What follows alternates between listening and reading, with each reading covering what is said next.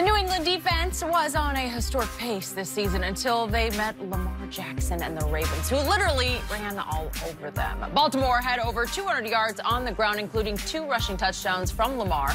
The Ravens QB also had 163 yards through the air and a passing touchdown on the way to a 37-20 win. And after the game, Ravens tight end Mark Andrews said Lamar is no doubt the league's MVP. Fox Sports NFL analyst Michael Vick now joining us. So good to have you here for this topic. So when you look at Lamar last night and that performance, how impressed were you? I was so impressed. After watching the first drive, I actually knew what the game was going to look like for the remaining of the game. Like, nothing was going to change about the game plan. So in tune, so in sync, poised, calm, and leading up to the game, pre-game, hearing him talk about what he was going to do with the approach, already told me that he was super confident in the game plan and his abilities and what he was going to do. Everything reflected what he said. He went out there and he basically showed us that this position has changed because of him. The offense has changed because of him. And that offense that he's in and what they're building, it's not going to stop. It's going to continue to get better and better. And, come postseason, this is going to be a team that's going to be really hard to stop because what they're doing now, they're not going to do 5 or 6 weeks from now. They're only going to continue to evolve and get concepts from wherever they come from. And I'm just excited because I just continue to hear John Harbaugh utter the words that Lamar is smart. That means they can, change the game plan each and every week, throw in different plays and give them different options. And he understands what they're trying to do. If you understand what needs to be done, there's no way that you can go out and not execute it, Skip. He was great. And it just goes to show you, Skip, because you're like, well, everybody wants convention. Everybody wants the Brady. They want the Drew Brees. But John Harbaugh says, screw that. I'm tired of trying to find a guy. Let's find a guy and build a system because this guy is so athletic. Skip, he threw the ball for 3,000 yards in college. He ran for 1,500. So he has some change. He might not ever be as accurate as Drew Brees. So what? But you look at where he is now. His completion percentage is up 6%. He went from 28th in QBR last year. He's 6th in the NFL now. Wow. And when you can run the football, Skip, is the thing that works well for them is that they always stay ahead of the sticks. As long as you can stay in third and manageable, you don't need to be that 3rd and 15, 3rd and 18, but that 3rd and 3, 3rd and 5. The threat of him running or to him throwing the ball.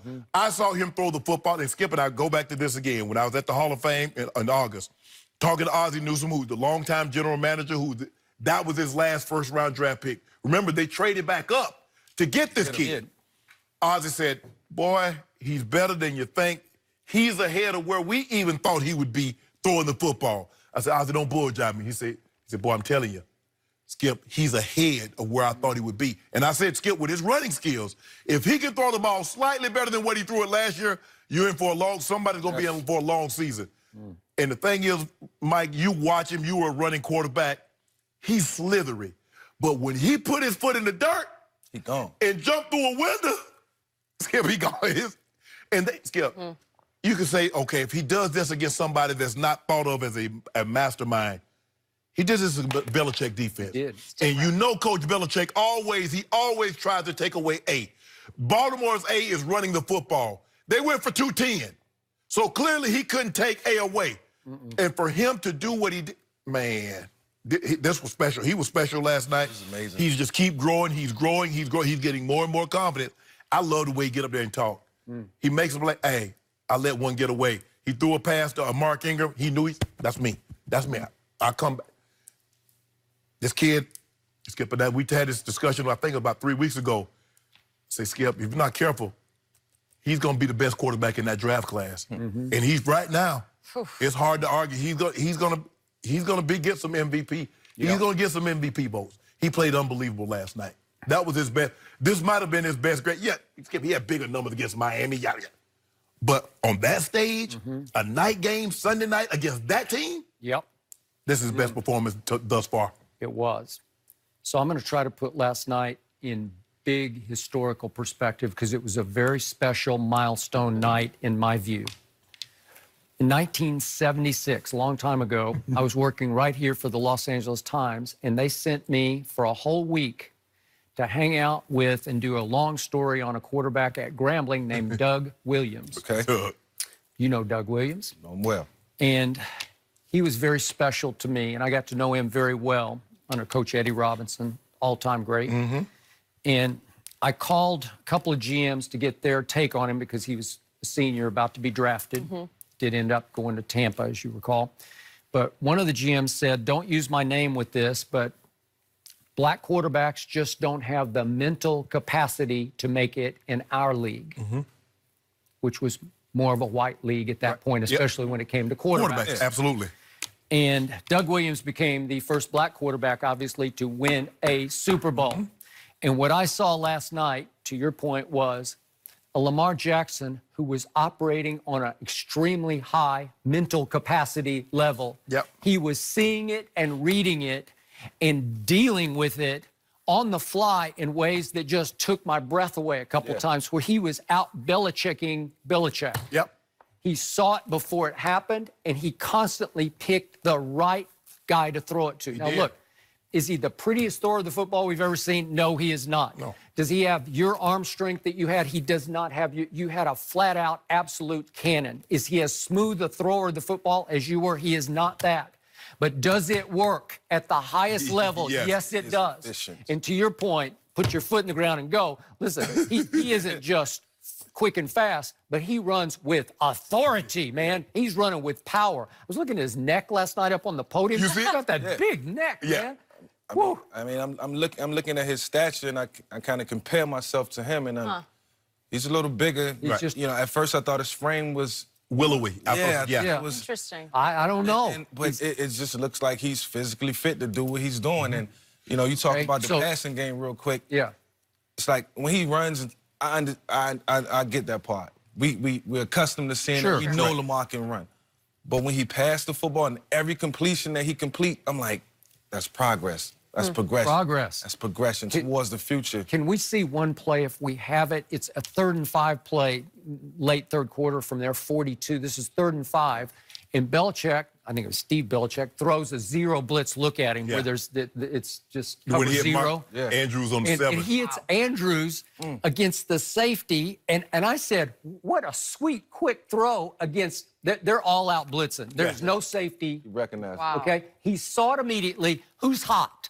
Mark Andrews, who's about, how tall is Mark? 6'5"-ish or so? He's a big dude, You know, throw it to Mark Andrews on the safety, and he put it right where he needed to put it. That is a big-time game-continuing completion where it just kept And the ball comes out of his hands, Skip. I don't know if you noticed it, Mike. The ball comes out of his hands really easy. I mean, and there are times that, you know, they had rushers in his place. He dropped down 3/4. Charles changed his arm angle. Now you're starting to see the evolution of a guy that understands how to play the quarterback position. He's special.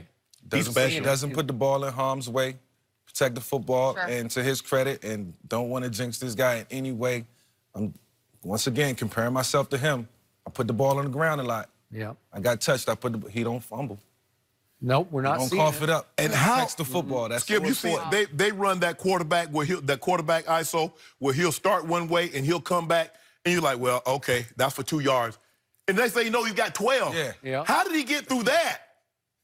I mean, that was the same, and they did the same thing against Seattle. Skip, remember, they had him mic'd up, and he's like, John Harbaugh's like, you want to go for them first? They like, yeah, coach, let's go for it. Come on, guys, let's get back out there. They ran the exact same play. They did. And he stuck his foot in his left foot, and he came back. And he's through there. They're so quick. By the way, late in the third quarter, on 4th down, they go 4th and 4 because they trust him to make the right choice and the right throw. And he threw it when he threw the sneeze. And boom, here we go. Here's the 4th down play. I just appreciate. Okay, that's big time now. This is a big play in this football game. Whew. Once again, it all boils down to the offense that's been built around Lamar. Lamar's going to continue to play with an edge because he was the last quarterback in that draft, taken in the 1st round. And that adds fuel to the fire. And whatever it takes to bring out the greatness in you, you gotta take it and run with it. And I think he's going to continue to progress and, you know, hopefully stay healthy, and we'll be treated to some good football from a guy who I consider the X factor right now for a long, long time. The Skip, Ozzie trading back up to get him, but the biggest thing is when John Harbaugh fired Martin Morningwig and hired Greg Roman. Yeah. Because Greg Roman had great success running this offense with Colin Kaepernick. Yes. And Cap took 49ers. He was the quarterback, and like you said, he was the throwaway from winning the Super Bowl. He was. And here he has, Skip, it's amazing feeling because when I was, Jim Fossil was my offensive coordinator in 93 and 94. When you have a guy, he says, I'm going to build my offense around you, the tight end, which was unheard of back then, Skip. They built this offense especially for him. They did. And he said, you know what? I'm going to repay you tenfold. You had enough to come up in the draft and put me in the first round, and now you got me and you put an offense around. You say, this is mine. This is me. Nobody else can do this. Man, that's an unbelievable feeling. I can imagine how this kid feels. He's only going to get better. They got Cincinnati this week. Don't have a slip up. That's the one thing you because we see teams come off emotional highs, wins, and then they have a letdown, and a team that's over should go ahead and don't give them any reason to be in the game after the second quarter. Take care of your business. Yep. What they're doing is revolutionary. I've never seen anything like this. It's revolutionary. Especially this late. Because what is it, Skip? It's over. That running style quarterback, that hardball, that what they had in San Francisco, nobody's going to run. You need to drop back. Okay. You need a guy that can, as long as he doesn't put the ball in harm's way and throw the ball well enough. You don't have to see this notion that everybody needs to be Tom Brady or Drew Brees. That's what's getting general managers and head coaches fired. Skip, those are generational players. Those are once-in-a-lifetime players. You don't just, oh yeah, he reminds me, let me go get him. No! You better find a guy that can fit. Get you a guy that can fit your system, and you can work with that. Because you keep trying to find Tom Brady, you're going to go belly up. Yeah. What a last hurrah for Ozzie. Send him out with a bang, huh? He's on pace right now, Michael. He could break your QB rush yard records. How do you feel about that, knowing that it could be broken? Listen, I'm going to be the first one to congratulate him, and it's exciting to see. I mean, I love watching this guy do what he does every Sunday, and I'm going to continue to watch him, wake up excited to watch him do it every week. It's a good sign. I love it. It's amazing for the game of football. Impressive. All right, we are going to have you stick around, Michael, because we got to talk about the latest with the Browns. What is happening in the locker room? There's so much there.